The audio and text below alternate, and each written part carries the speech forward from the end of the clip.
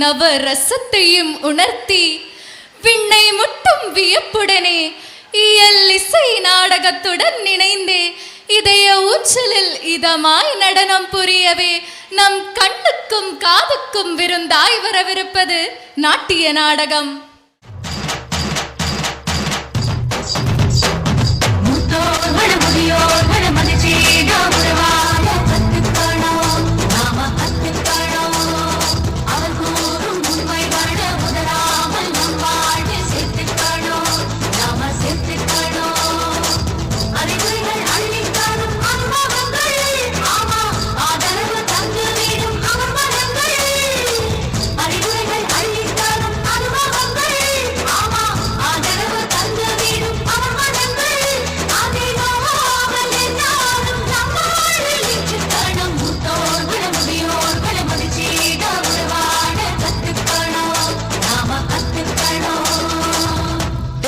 என்னடா இந்த சில்லு சுத்திட்டே இருக்குது? ஆமாண்டா, நெட்வொர்க்கே கிடைக்காம தலையே வெடிக்கிற மாதிரி இருக்கு. உனக்காவது தலை வெடிக்கிற மாதிரி இருக்கு, எனக்கு இதயமே வெடிச்சிடும் போல் இருக்கு. எம்மா ஏன்பா பார்த்தா படிக்கிற பசங்க மாதிரி இருக்கிறீங்க, இப்படி வீணா நேரத்தை கழிக்கிறீங்களே. ஹே ஓல்டு மேன், யார் வீணா நேரத்தை கழிக்கிறாங்க?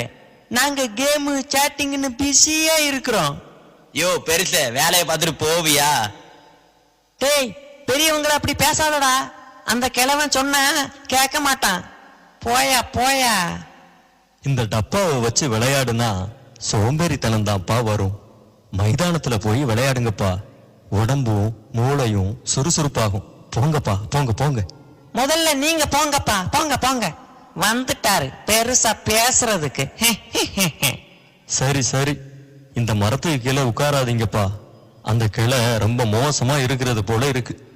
வேற எங்காச்சும் போய் இருங்கப்பா. டேய், நம்மளை கிளப்பி விடுறதுக்கு இந்த பெருசு ஐடியா பண்ணுதுடா. யோ பெருச, போறியா இல்ல பார்சல் பண்ணி அனுப்பிடவா? சொந்த புத்தி தான் இல்லைன்னு பார்த்தா சொல் புத்தியையும் கேட்கறதா இல்ல. கடவுள் தான் உங்களை காப்பாத்தணும். இந்த காலத்து பசங்க பெரியவங்க சொல்றதை எங்க கேக்குறாங்க?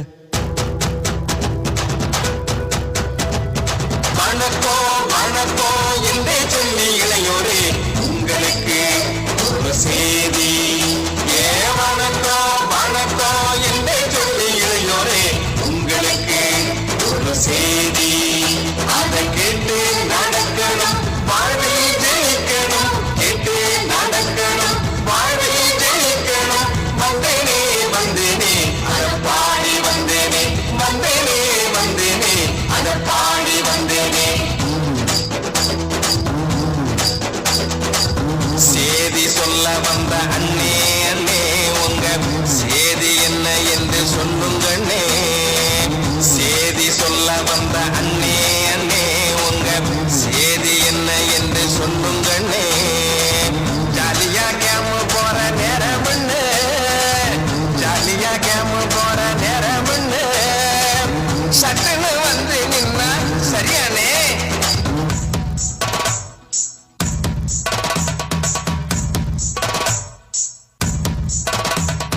விளையாட்டு பருவம் தான் வீணாவதோ, பெரியோரை மதியாமல் வீண் போவதோ. முதியோர்கள் சொல்லத்தானே தட்டாதீங்க, அட கண்டபடி காலை எங்கும் வைக்காதீங்க, அட கண்டபடி காலை எங்கும் வைக்காதீங்க.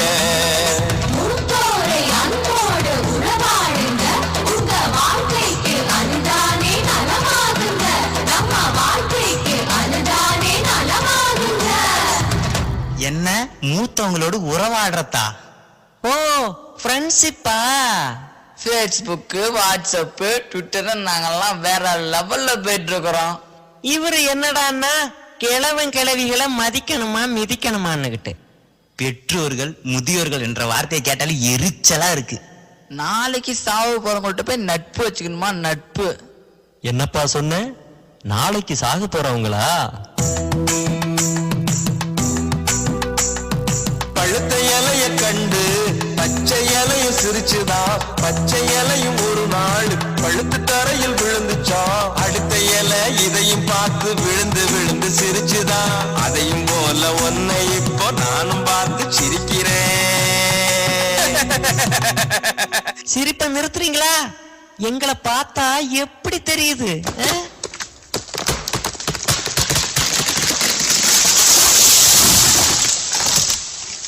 ஐயோ, நல்ல வேலை, தப்பிச்சோம்.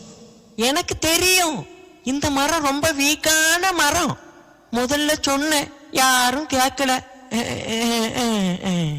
ஆமா, நம்பவே முடியலையப்பா. என்னப்பா இது? மூத்தவர்கள் சொல்லும் போது கேட்க மறக்குது. சூடு பட்ட பிறகுதானே புத்தி உரைக்குது.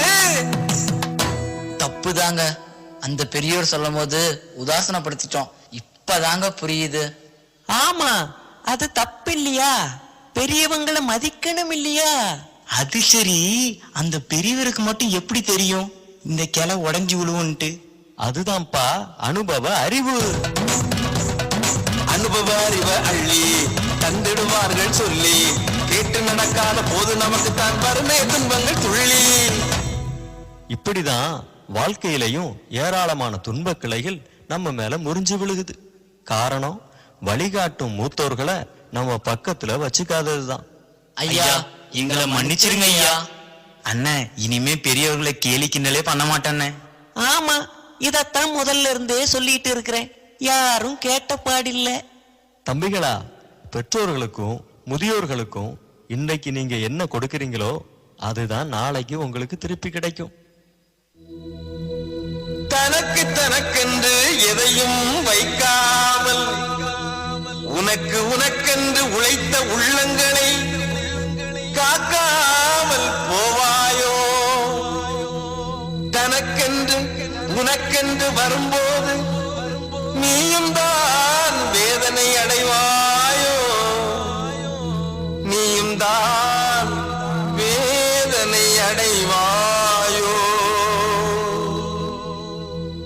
இளையோர்களே, நீங்க இளமையில எதை விதைக்கிறீங்களோ அதை தான் முதுமையில அறுவடை செய்ய முடியும். சரியா சொன்னீங்க அண்ணே. இனி எங்க வாழ்க்கையில மூத்தோர்களை மதிச்சு நடப்போம். அப்பாடா, இப்பவாது உங்களுக்கு புத்தி வந்துச்சே.